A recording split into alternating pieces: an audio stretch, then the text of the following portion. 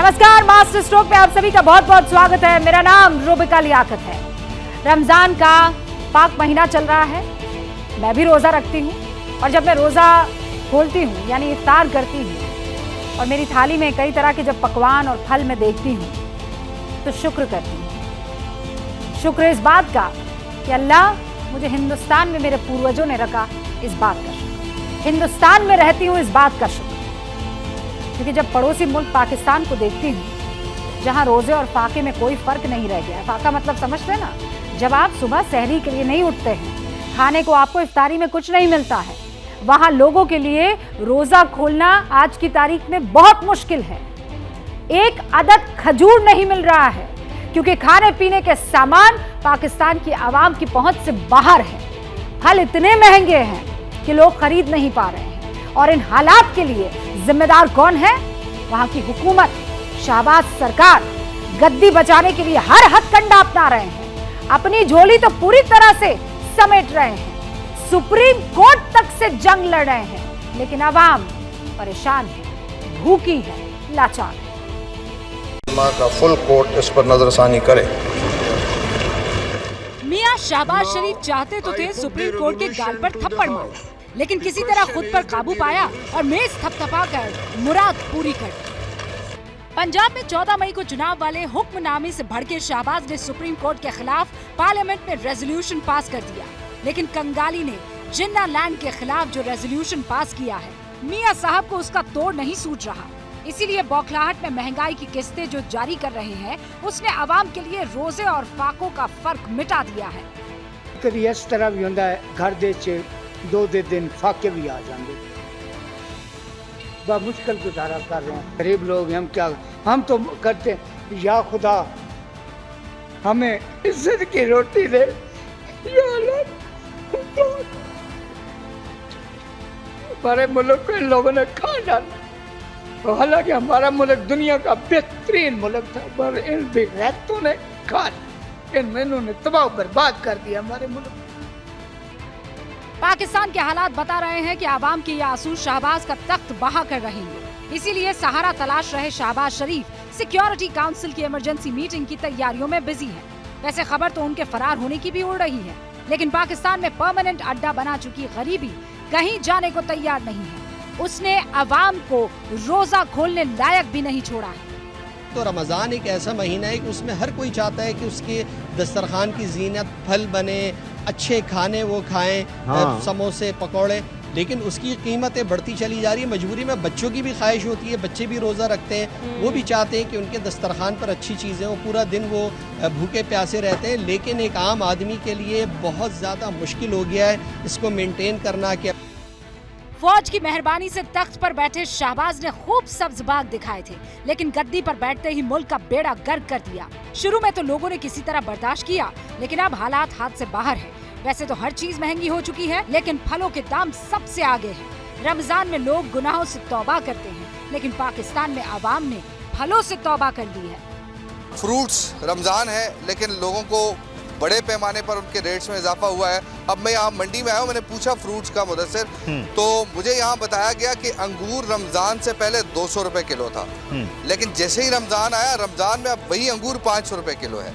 और इसी तरह कई ऐसे फ्रूट्स हैं जिनके रेट्स इतने बड़े हैं कि जो डबल हो गए हैं। सेब उसका रेट बढ़ चुका है, फिर इसके साथ साथ तरबूजा जो है उसका रेट बढ़ चुका है। तो लोगों को बड़ी परेशानी है। इस रमजान में बहुत कम ऐसे लोग होंगे कि जो फ्रूट से अफ्तारी करते होंगे। पाकिस्तान में हर गुजरते दिन के साथ 4 बातें हो रही हैं। पाकिस्तान की इकोनॉमी डूब रही है, महंगाई बढ़ती जा रही है, जिन्ना का मुल्क कब्र में धंस रहा है और अवाम का गुस्सा आसमान पर चढ़ रहा है। रमजान साल में सिर्फ एक बार आता है, लेकिन शहबाज की नाकामी ने उसे भी बेरंग कर दिया। लोगों की जेब में इतना पैसा भी नहीं बचा कि वो रोजा खोलने के लिए फ्रूट सैलेड जैसी चीज खरीद सके। रोज बरोज जो अशिया ज़रूरिया हैं उनकी चीज़ों में बदस्तूर इजाफा जारी है।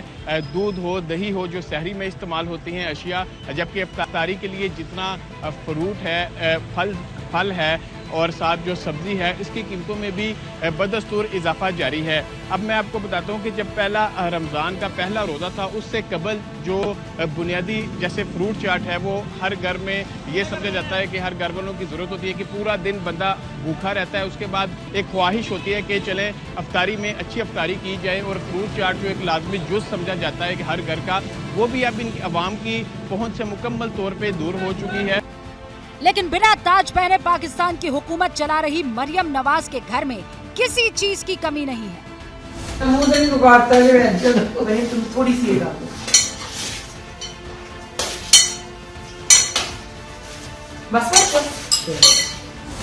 मरियम ने ये वीडियो जारी किया था खुद को रोजे का पाबंद बताने के लिए, लेकिन ये मुल्क के माल की लूट का सबूत बन गया और अब पाकिस्तान में ट्विटर पर पाइनएप्पल ट्रेंडिंग है। पाकिस्तान के हुक्मरान मुल्क को कंगाल करके अवाम की गरीबी का मजाक उड़ा रहे हैं। एक तरफ भतीजी के ऐसे अंदाज तो दूसरी तरफ उनके चचा मियां शहबाज शरीफ की खोखली नीतियां मुल्क का बंटाधार करने में लग गई है। जिस वक्त अवाम भूखों मर रही है, ठीक उसी वक्त मियां शरीफ ने कंगाल पाकिस्तान की पीठ पर नया बॉम्ब फोड़ दिया है। शरीफ के कर्ज जाल में अब पाकिस्तानी फंस गए हैं। हालात कैसे और भयंकर होने वाले हैं, इसकी एक नई पिक्चर रिलीज हो गई है। भूखों मरती आवाम का बेचैन होना लाजमी। मुसीबत की दौर पहले ही उम्मीदों के पर खच्चे उड़ा रही है। रही सही कसर मियां शरीफ साहब की खोखली नीतियां पूरी कर रही है। आज शरीफ साहब ने एक और बम बदहाल आवाम की पीठ पर दे मारा। स्टेट बैंक ने शरह सूद में 1% इजाफा कर दिया है। इजाफे के बाद शरह सूद 21% पर पहुंच गई है। मुतालबे पर शरह सूद में 3% इजाफा पहले किया गया था। पाकिस्तान सबसे बुरे दौर से गुजर रहा है, उस पर स्टेट बैंक ने इंटरेस्ट रेट में फिर 1% का इजाफा कर दिया। जनवरी 2022 से लेकर अब तक पाकिस्तान में 10.25% ब्याज दरें बढ़ चुकी हैं, जिसका डायरेक्ट असर पहले से कमरतोड़ महंगाई से जूझ रही गरीब आवाम पर पड़ेगा। लिहाजा पूरा पाकिस्तान मियां शरीफ और उनकी हुकूमत से तौबा तौबा कर रहा है। शहबाज शरीफ अस्तगफुरुल्लाह, अल्लाह पाक एनु माफ करे सानू, अल्लाह पाक इहदे अजाब तो सानू बचावे। शहबाज शरीफ दे डाकू चोर, उत्ते जरदारी माशाअल्लाह, उत्ते मौलाना फजल रहमान, अल्लाहु अकबर, उत्ते जेहड़े MKM वाले ने वो सारे डाकू चोर रले ने। 2023 में जिन्ना छाप करेंसी की हैसियत में 20% की गिरावट आई। ऐसे में जब शरीफ साहब ने आवाम पर ब्याज दरों का बम फोड़ा तो रिएक्शन आवाम की तरफ से भी आया। सर जी, कौन बेहतर वजीर आजम, इमरान खान या शहबाज? सारे चोर इन्होंने समंदर छड़ना चाहिए, मछलियाँ खावन। दोनों में से अगर कोई एक नाम ले फिर? कोई भी नहीं है, इस काबुल कोई भी नहीं है। मुल्क कौन चलाएगा? मुल्क हमारा अल्लाह चला रहा है, कोई भी ईमानदार नहीं है, सब चोर है। पाकिस्तानी रिपोर्टर राय शुमारी कर रहे थे। सवाल ये था कि कौन बेहतर प्रधानमंत्री है, इमरान खान या शहबाज शरीफ। लेकिन दोनों में से आवाम को कोई कबूल नहीं। जो कबूल है उनका नाम ही हुक्मरानों के होश उड़ाने वाला है। यहाँ पे शहबाज शरीफ ने हमारे पाकिस्तान के लिए नहीं, शहबाज शरीफ तो बिल्कुल जीरो है मेरे ख्याल से। वो एक बीमार इंसान है, वो क्या करेगा। तो ऐसा मतलब कि नरेंद्र मोदी अपने मुल्क के लिए बेहतर कर रहे हैं। हाँ, आप देख लें कि वो पहले जब जीता है उसके बाद उसने कुछ किया तो वो ज़्यादा मीन्स की अक्सरियत के साथ आया है नरेंद्र मोदी जोन साहब। शहबाज शरीफ ने तो, मैंने आपको पहले बताया कि शहबाज शरीफ ने तो हमारे हालात ही ख़राब किए हैं, ठीक है, और तो उसने कुछ नहीं करना। मेरे ख्याल से उसकी तो बात करना भी मैं अच्छा नहीं समझता। उसके थोड़ा टाइम है उसके पास। प्रधानमंत्री नरेंद्र मोदी पाकिस्तानी अवाम को दिल से कबूल है। क्यों कबूल है, इसकी वजह भी मियां शरीफ कान खोल कर सुने। अगर एज अ पाकिस्तानी बात करें तो भी मैं शहबाज शरीफ के साथ नहीं दूंगा। नरेंद्र मोदी बहुत अच्छे हैं, क्योंकि अगर हम लोग उनकी पॉलिसीज़ के बारे में देखें ना तो उन्होंने अपने कंट्री को बहुत अच्छा लीड किया। जैसे उन्होंने IMF से लोन लिया। अगर हम लोग लोन की बात करें, क्योंकि हमारे पाकिस्तान भी अंडर डेवलपिंग कंट्रीज़ में है तो इंडिया भी अंडर डेवलपिंग कंट्रीज़ में है, तो उन्होंने लोन लिया, उन्होंने बहुत अच्छी पॉलिसीज़ बनाई उस लोन को कवर करने के लिए, उस बैकअप के लिए। जबकि अगर हम लोग अपनी कंट्री की बात करें, शहबाज शरीफ ने IMF से लोन लिया, वो दिन ब दिन बढ़ता ही गया, जब वो रिकवर नहीं उसको कर पाए। तो मेरे ख्याल के मुताबिक नरेंद्र मोदी जो उनसे उनकी प्रोग्रेस बहुत अच्छी है एज़ कम्पेयर टू शहबाज शरीफ। सरहद पार प्रधानमंत्री नरेंद्र मोदी के चर्चे हैं। अवाम की नजरों में मोदी हीरो हैं, जबकि मियां शरीफ जीरो। मोदी का फैन पाकिस्तान क्यों है, इसकी वजह न अब आपको बताने की जरूरत है और न समझाने की। अवाम का खून निचोड़ने के लिहाज से शरीफ साहब की नजर में भले ही वक्त मुफीद हो, लेकिन पाकिस्तान की हुकूमत कांटों का ताज है। क्योंकि वहां हालात और बिगड़ सकते हैं। और IMF ने पाकिस्तान को जो लोन देना था वो अटका भी दिया है। ऐसे में शहबाज शरीफ अपने बड़े भाई के साथ एक बार फिर से सऊदी अरब की चौखट पर सिर झुकाने की तैयारी कर रहे हैं।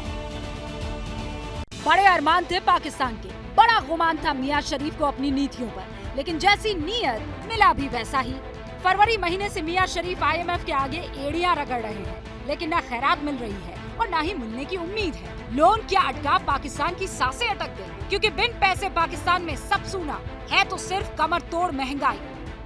जो है ना फिर से शुरू हुआ, हर चीज का जो है ना रेट आसमान से बातें करना है, वाक़ा कशी पर मजबूर है, खुदारा खुदकुशियों पर मजबूर न किया जाए। महंगाई तो भाई इतनी हो चुकी है कि बंदा घर से कोई चीज़ लेने आए तो जितने पैसे सोच के लेके आता है तो जब बाजार में आता है तो डबल हुए होते हैं। हर चीज़ को इन्होंने आग लगा दी हुई है। जो खजूरें 250 में मिलती थी, 200 में मिलती, अब 600 में मिल रही हैं। क्या खरीदे, क्या लेके जाएं इफ्तारी के लिए घर से। अब जब फूटी कौड़ी खजाने में है नहीं तो शरीफ साहब आवाम को क्या खिलाएंगे? खिलाएंगे कहाँ, वो तो बस जी भर कर रुलाएंगे, क्योंकि पाकिस्तान के रोने के दिन अब आ गए हैं। 700 रुपये 700 रुपये दिहाड़ी वाला है, वो बेचारा गरीब कहाँ से ले ये आटा। बेसन है जो मिलता था पहले 60 रुपये और 80 रुपये किलो, वो अभी 200 से क्रॉस कर दिए हैं। हम ये सफ़ेद पोस्ट लोग या गरीब लोग किधर जाएं भाई? तो जो खाने पीने की अशिया है कम से कम उन पे तो आवाम को रिलीफ दिया जाए। IMF पाकिस्तान को लोन की किस्त दे भी देगा, लेकिन क्या करे, उसे एतबार जो नहीं है पाकिस्तान पर। एतबार इसलिए नहीं क्योंकि ना तो लोन चुकाने की हैसियत है पाकिस्तान की और ना ही उसकी गारंटी लेने को राजी है कोई। IMF को पता है कि पाकिस्तान को तो IMF के पैसों की ज़रूरत ही नहीं है। पाकिस्तान तो पहले ही बहुत अमीर मुल्क है। उन्हें पता है कि यहाँ पे होटलें भरी हुई हैं, शॉपिंग मॉल्स आबाद हैं, महंगे फ्रूट ख़रीदे जा रहे हैं, लोगों के बच्चे जो हैं वो बाहर पढ़ रहे हैं, उनकी अयाशियाँ, उनके अल्ले तल्ले, यहाँ तक कि 18वें ग्रेड के जो अफसर हैं उनके बच्चे भी बाहर तालीम हासिल कर रहे हैं। तो IMF को इल्म है कि इनको पैसों की क्या ज़रूरत है। अगर मियां शरीफ के घड़ियाली आंसुओं पर IMF का कलेजा पसीज भी गया तब भी आवाम का मुकद्दर नहीं बदलेगा, क्योंकि आवाम जानती है जो पैसे आएंगे उन्हें नाअहल हुक्मरान अकेली ही हजम कर जाएंगे। IMF से जो कुछ आएगा वो सिर्फ उनके लिए आएगा, हमारे लिए तो वो बचा कुचा मिलेगा, हमें तो मिलना ही कुछ नहीं है। तो ये सिर्फ उनके लिए ही है, ये जो जितनी स्ट्रगल कर रहे हैं ये सिर्फ उनके लिए है, गरीब आदमी के लिए कुछ भी नहीं। रही बात शरीफ साहब की, तो वो तो हाथ पैर छोड़ चुके हैं, मान चुके हैं कि पाकिस्तान का बचना नामुमकिन है। फिर भी उम्रा करने के बहाने मियां शरीफ सऊदी रवाना होने वाले हैं। 11 फरवरी को बड़े भाईजान नवाज शरीफ भी उम्रा करने के लिए सऊदी की उड़ान भरेंगे, यानी दोनों भाई उम्रा के बहाने एक साथ सऊदी प्रिंस के आगे खाली झोली फैलाएंगे। सऊदिया के नज़दीक, शाही खानदान के नज़दीक, आपके ख्याल में रियासत पाकिस्तान नवाज शरीफ और शहबाज शरीफ? नहीं, नज़दीक नहीं, उनका एक उनसे सॉफ्ट कॉर्नर है, वो साबित हुआ है। 10 साल वो वहाँ पे रहे हैं। मतलब अब आज अगर वो पाकिस्तानी, फिर इसका मतलब है कि अब ये होके आएंगे वहाँ से तो सऊदिया पैसे दे देगा। देखें, अच्छा ये आपको मैं बताता चलो, इमरान खान को हिस्टोरिक जो बेल आउट दिया था ना सऊदी अरब ने दिया था, जनरल बाजवा साथ गए। चाहे मियां शहबाज शरीफ जितना मर्जी जोर लगा दे, लेकिन पाकिस्तान का मुस्तकबिल बदलने वाला नहीं है, क्योंकि ना तो पाकिस्तान को कहीं से खैरात मिलेगी और ना ही गर्त में समा चुके पाकिस्तान के अच्छे दिन आएंगे। हालात तो इस कदर बिगड़ चुके हैं कि अब पाकिस्तान की आवाम ने भी उम्मीद छोड़ दी है। पूरी तरीके से आवाम अपनी इस बात पर भरोसा कर चुकी है कि इस मुल्क का कुछ नहीं होना है। भूख ने ऐसी हालत खराब की है कि हुकूमत जिधर आटा होने का इशारा करती है लोग उधर दौड़ने लगते हैं। आलम यह हो गया है कि आटा मिलता नहीं, और अगर कहीं आटा बटा भी है हासिल करने के लिए लोग जान की बाजी लगा रहे हैं। आटे के चक्कर में शहबाज ने आवाम की जिंदगी जहन्नुम कर दी है साहब।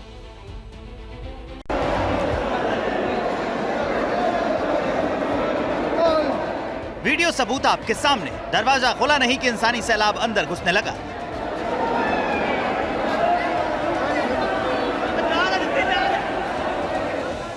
हड्डी टूटे या सिर फूटे इन्हें कोई परवाह नहीं, क्योंकि शहबाज ने पहले इनके हिस्से की रोटी चुराकर इन्हें तड़पाया, फिर खैराती आटे की लाइन में लगा दिया।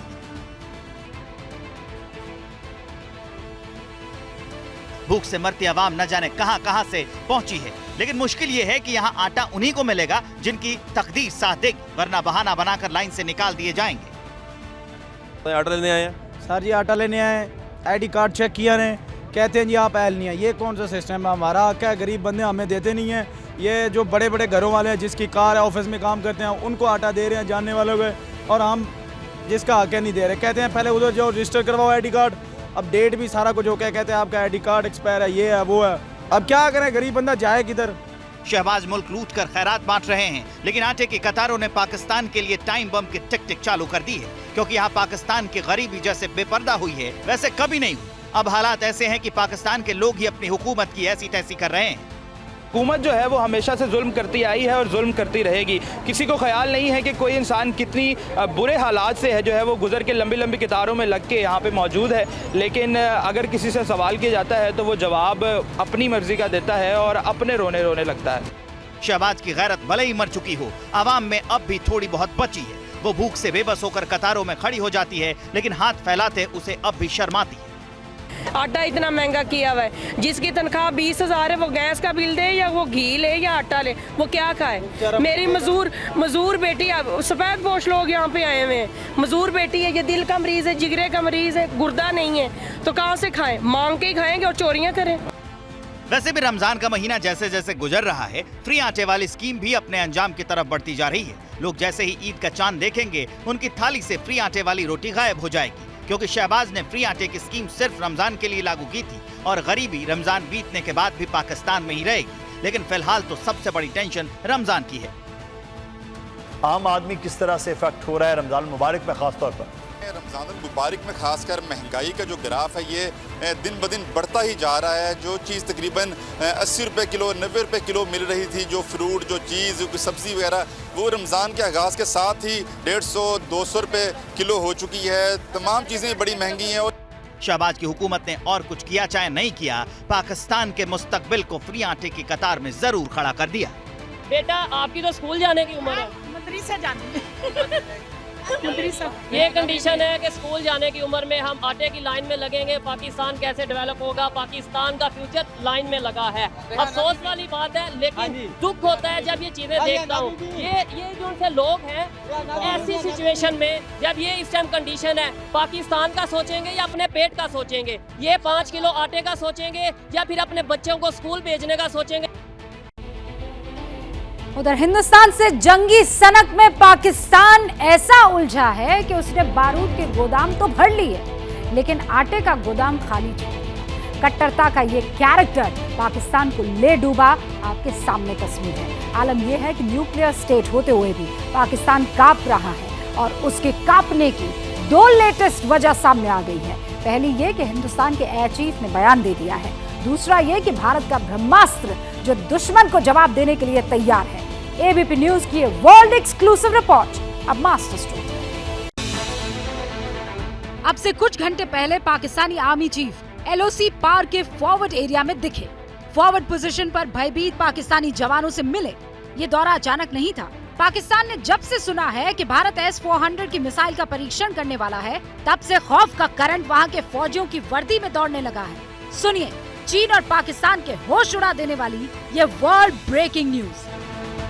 ये पहली सैटेलाइट तस्वीरें हैं। अब तक देश में किसी ने नहीं देखा है S-400 कहां पर है।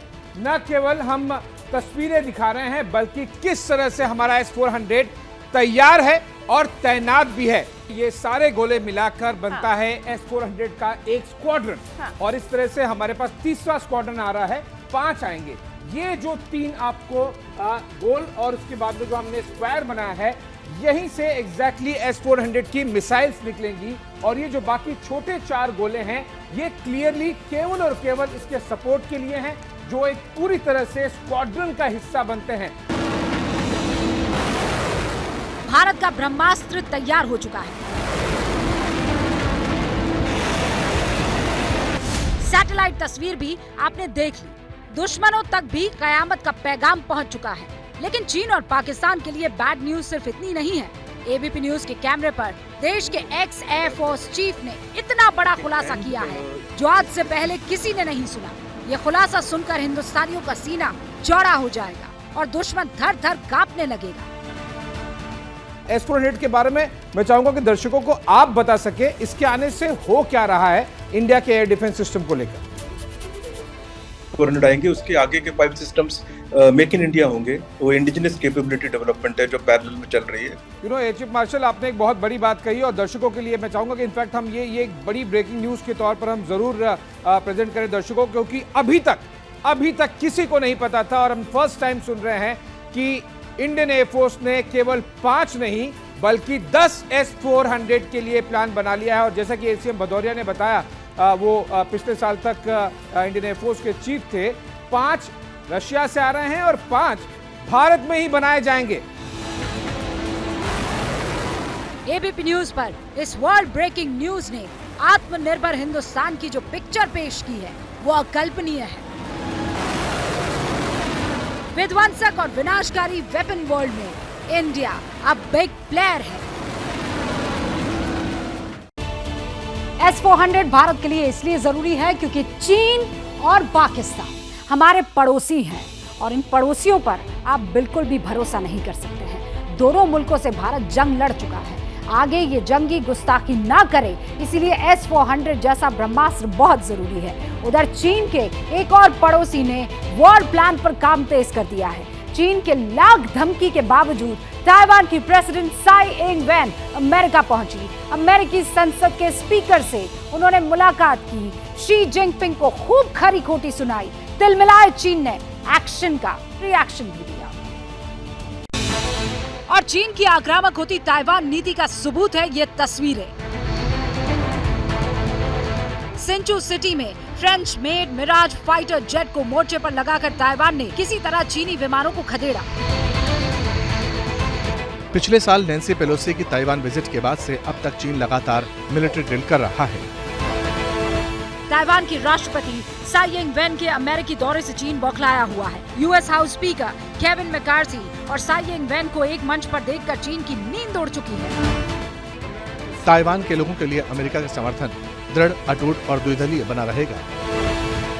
ताइवान को सुपर पावर का सुपर सपोर्ट देखकर ड्रैगन टेंशन में है। वो ताइवान को डराने के लिए विनाशक हवाई बेड़े का खौफ दिखा रहा है। समंदर में भी चीन ने बहुत बड़ी साजिश रची है जो एक्ट ऑफ वॉर सरीखी है। चीन का शैंडोंग एयरक्राफ्ट कैरियर अब तक 20 से ज्यादा सेलिंग ट्रेनिंग कर चुका है, लेकिन ये पहली बार है जब शैंडोंग साउथ चाइना सी के बाहर निकला है। ताइवान के करीब शैंडोंग का देखा जाना एक संवेदनशील मसला है। चीन के विदेश मंत्रालय ने भी साई की अमेरिकी यात्रा पर जहर उगला है और कहा है कि वो ताइवान और अमेरिका के बीच किसी भी ऑफिशियल इंटरैक्शन को नहीं मानता। जवाब ताइवान से भी आया कि साई की विजिट पर बोलने का कोई हक चीन को नहीं है। चीन के संभावित हमले के बीच अमेरिका की जमीन से ताइवान की शेरनी दहाड़ रही है।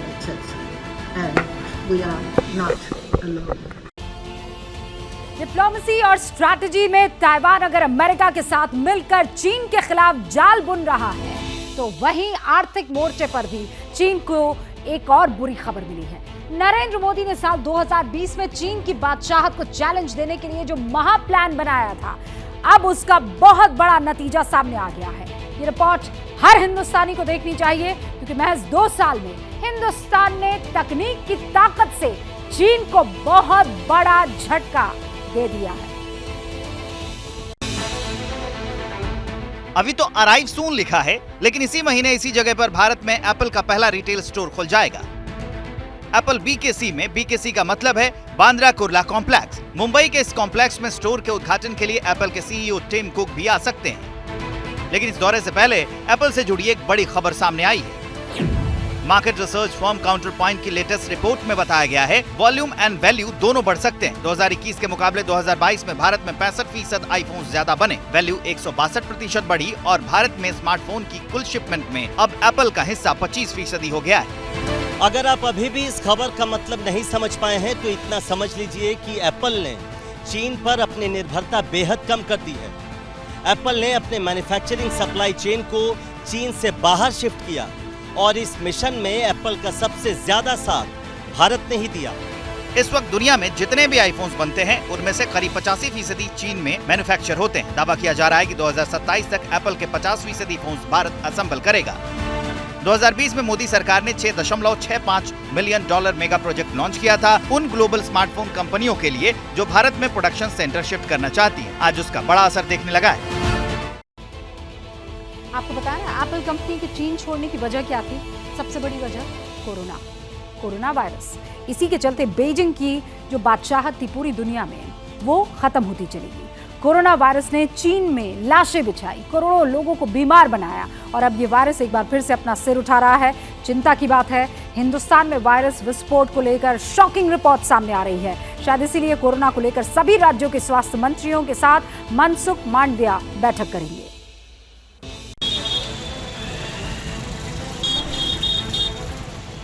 अभी भी वक्त है, समझ जाइए, सावधानी बरतिए, मास्क लगाना शुरू कर दीजिए और भीड़ भाड़ वाली जगहों पर जाने से बचिए। अगर अभी ये काम कर लिया तो फिर उस खौफनाक मंजर के साक्षी बनने से बच सकते हैं जो कि कोरोना की दूसरी और तीसरी लहर के दौरान दिखाई दिया था। ये सारी बातें इसलिए क्योंकि कोरोना पर चिंता बढ़ाने वाली सबसे नई रिपोर्ट सामने आई है। IIT कानपुर के साइंटिस्ट ने कोरोना वायरस पर नया एनालिसिस जारी किया है। प्रोफेसर मणिंद्र अग्रवाल के मुताबिक अगर इसी तरह केसेस बढ़ते रहे तो फिर मई तक रोजाना 20,000 केसेस सामने आ सकते हैं। असल में पिछले कुछ दिनों से कोरोना के केसेस बेहद तेजी से बढ़ रहे हैं।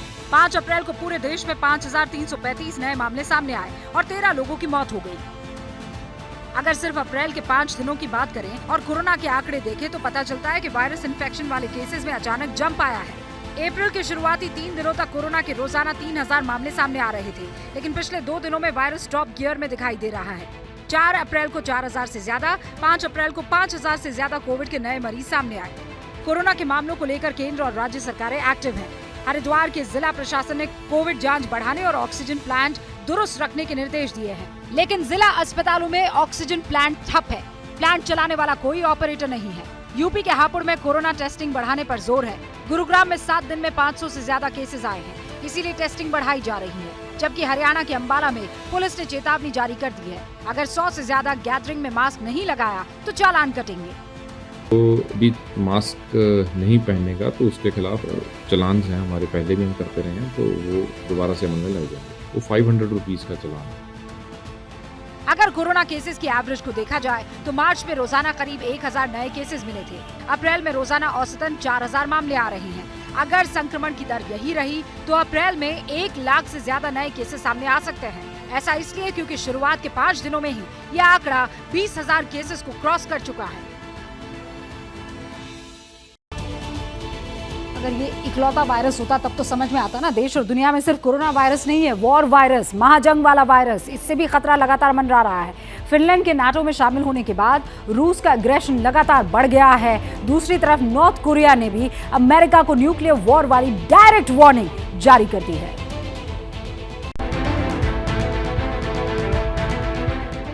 असल में इन तस्वीरों ने नॉर्थ कोरिया के तानाशाह की बेचैनी को बढ़ा दिया है। जिस वक्त नॉर्थ कोरिया का डिक्टेटर किम जोंग उन अपनी मिसाइल वाली फैक्ट्री में न्यूक्लियर फायर पावर बढ़ाने की तैयारी कर रहा है, उसी दौरान ब्लू बैटलफील्ड में अमेरिका, साउथ कोरिया और जापान मिलकर न्यूक्लियर वॉर एक्सरसाइज की ड्रिल कर रहे हैं।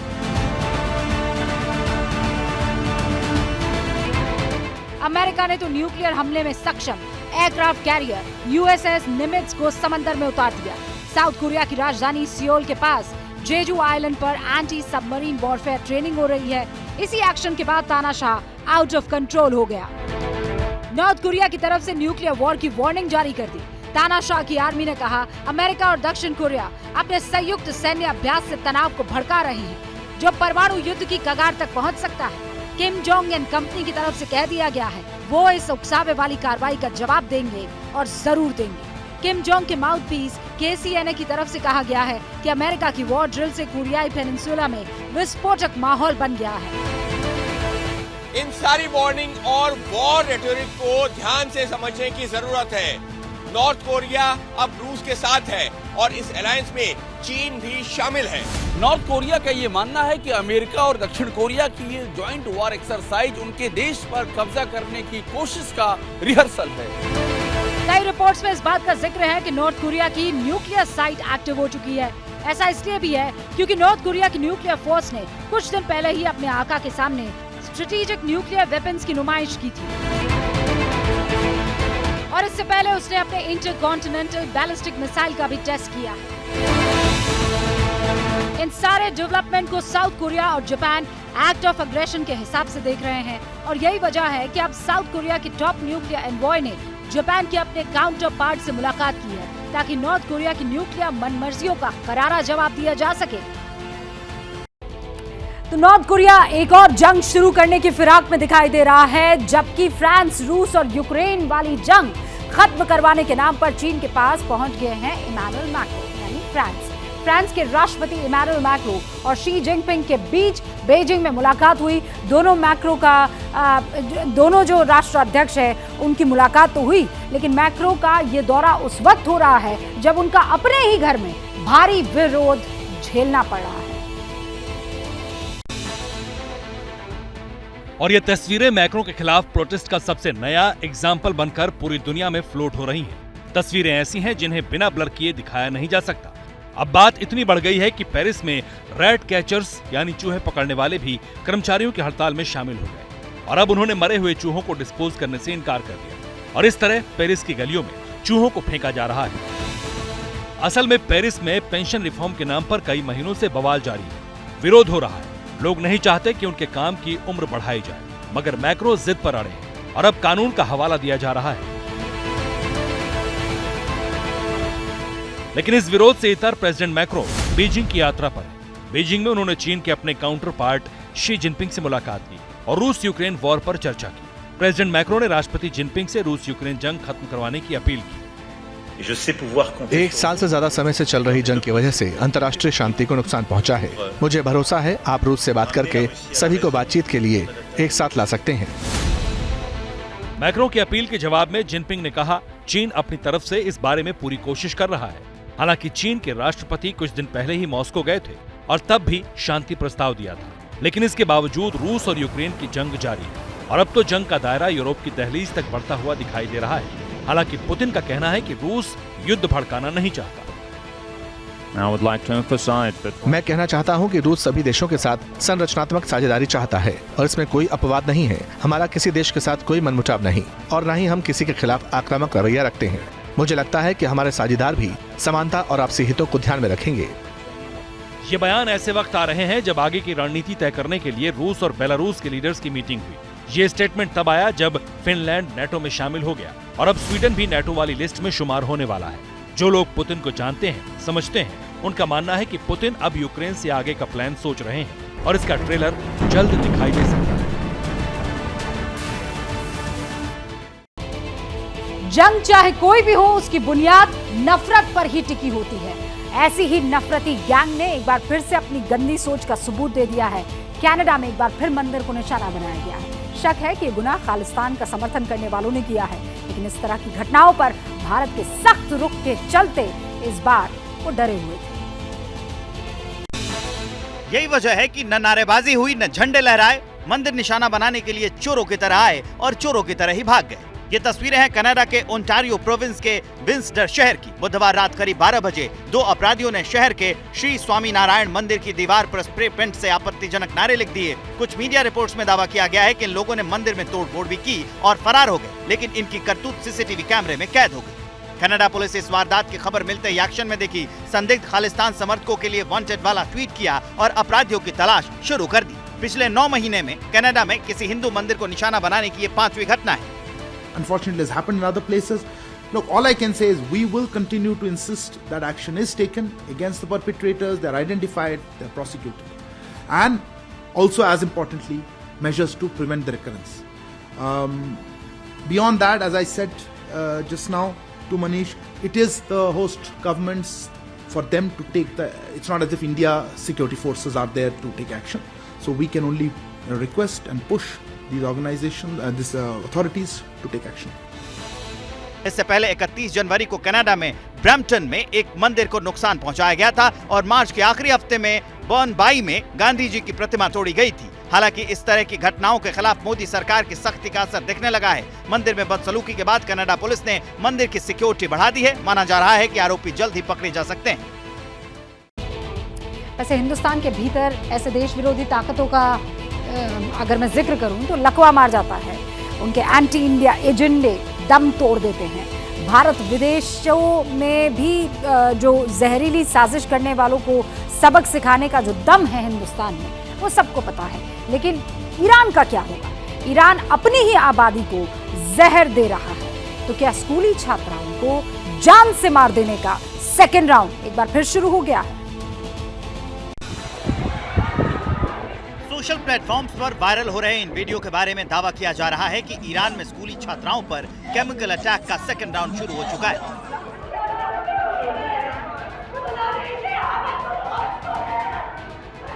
ये वीडियो कोहेनजान का बताया जा रहा है, जहां एक गर्ल्स स्कूल में कई लड़कियां बेहोश होकर गिरने लगी, जिसके बाद लड़कियों को सरोस्तान हॉस्पिटल में शिफ्ट करना पड़ा। चीख पुकार और बेबसी के रोंगटे खड़े कर देने वाले मंजर वायरल हुए तो ईरान में कट्टरपंथियों की नई साजिश एक्सपोज हो गई।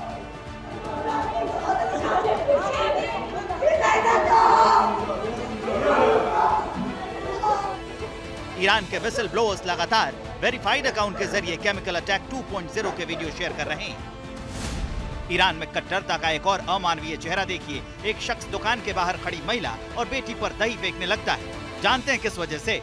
क्योंकि महिला और उसकी बेटी ने हिजाब नहीं पहना। वीडियो शांदिद सिटी का बताया जा रहा है। दावा यह भी किया जा रहा है कि जिस शख्स ने माँ बेटी का बीच बाजार अपमान और तिरस्कार किया, वो बदनाम मोरालिटी पुलिस का जवान है। वो मोरालिटी पुलिस जो मजहब का हवाला देकर जान तक ले लेने का लाइसेंस रखती है। बड़ी खबर आ रही है और इस बड़ी खबर का इजराइल से नाता है। इजराइल के प्रधानमंत्री बेंजामिन नेतन्याहू रक्षा मंत्रालय जा रहे हैं। अब आप कहेंगे तो क्या बात है, राष्ट्राध्यक्ष है उस देश के, जा सकते हैं जहां भी चाहे। लेकिन इस खबर की अहमियत ऐसे समझिए कि थोड़ी देर पहले इजराइल की तरफ से कहा गया था कि अगर अमेरिका ने साथ नहीं दिया तो इजराइल अकेले ही ईरान पर हमला करेगा। इजराइल ने ईरान को चेतावनी अब से कुछ टाइम पहले दी थी। यूएस ने अगर साथ नहीं दिया, इस बीच इजराइल की तरफ से कहा गया कि ईरान पर फिर वो अकेला हमला करेगा।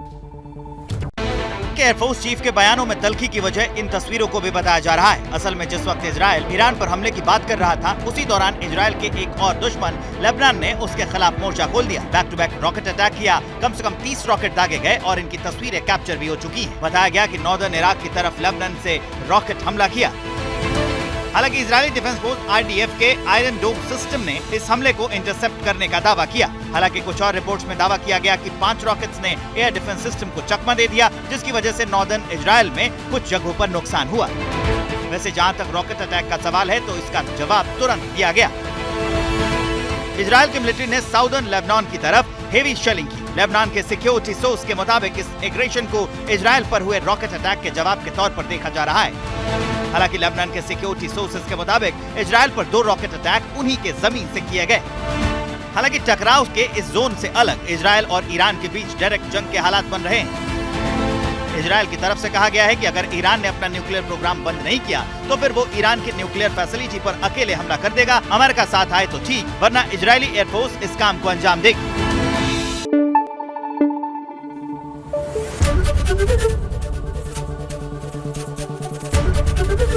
ABP न्यूज आपको रखे आगे।